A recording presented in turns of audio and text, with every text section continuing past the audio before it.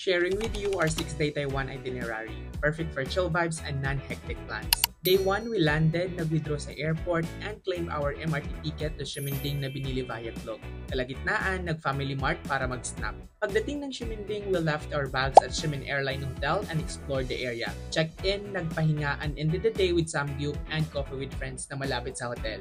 Day 2 for breakfast, tinry namin ang food store sa baba ng hotel.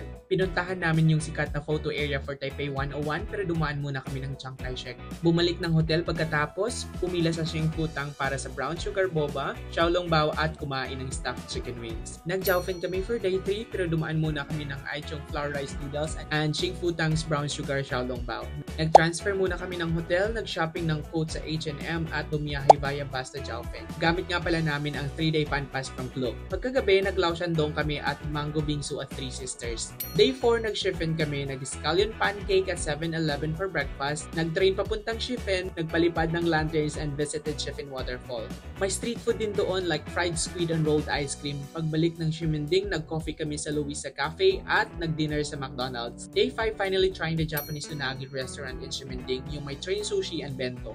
Sinulit namin ang Klook Fan Pass at nagondola kami at Taipei 101. Lahat yan kasama na sa binayaran mo, wala ka nang poproblemahin. Last days for shopping kaya inuna namin ang Don Quixote pero pagkain lang nabili namin. Nag-check out, tumambay sa 7-Eleven at pagkahapon nag-Taipei Dome para sa BHC Chicken.